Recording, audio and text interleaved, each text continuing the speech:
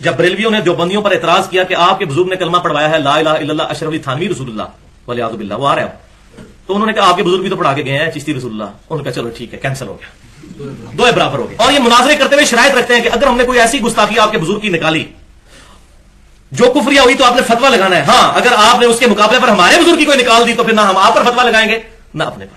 اور پھر وہ اینڈ پہ دعا کر رہے ہوتے ہیں یا اللہ ہم میں سے جو جھوٹا ہے اس کو یہیں پر موت دے دے، اور کسی کو موت نہیں آتی، یعنی دونوں جھوٹے ہوتے ہیں. یہ ہے دیوبندی عالم مولانا اشرف علی تھانوی صاحب کا رسالہ الامداد چھپتا تھا، اس کا 8واں رسالہ ماہ صفر 1336 ہجری. 1336 ہجری آپ سمجھ لیں 1917 کی بات ہے، 1917 جلد 3 صفحہ 35 پر. اور یہ تھانہ بھون سے شائع ہوتا تھا ان کا رسالہ. ان سے کسی نے سوال پوچھا، اب یہ سنیے، ایک شخص نے خواب دیکھا اور اس نے کہا کہ حضرت میں نے خواب دیکھا ہے. یہ سوال کا جواب ذرا آپ ارشاد فرمائیے. میں خواب میں کیا دیکھتا ہوں کہ میں کلمہ پڑھتا ہوں لا الہ الا اللہ اشرف علی رسول اللہ والعیاذ باللہ، پھر میں بیدار ہو کر بھی بے اختیاری میں پڑھ رہا ہوں اللہم صلی علی سیدنا و نبینا و مولانا اشرف علی نبینا استغفر اللہ. پھر اس نے جب یہ واقعہ وہاں بھیجا اور کہا کہ حضرت میں بڑا پریشان ہوں، خواب میں بھی پڑھ رہا ہوں بیداری میں بھی، کیونکہ ان کے مولوی کہتے ہیں تو خواب ہے جی، خواب میں تو اختیاری کوئی نہیں ہوتا، اس میں الفاظ ہے بیداری میں بھی پڑھ رہا ہوں.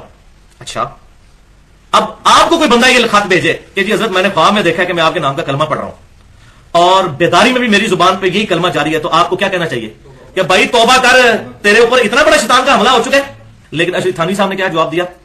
ان کا اس واقعے میں تسلی تھی کہ جس کی طرف تم رجوع کرتے ہو، یعنی تمہارا جو پیر، یعنی کہ میں خود، وہ اشرف تھانوی صاحب ان کا مرید تھا نا، وہ بیعون ہی تعالی متبع سنت ہے، یعنی تمہارا پیر اللہ کی مدد سے سنت کا عامل ہے، اس لیے تمہیں یہ خواب دکھائی گئی ہے کہ تم اپنے پیر کے نام کا کلمہ پڑھ رہے ہو اور اس کو نبی مانتے ہوئے اس پر درود پڑھ رہے ہو. پریشانی کی کوئی مسئلہ نہیں ہے، اس میں تو تسلی میرے لیے ہو گئی ہے.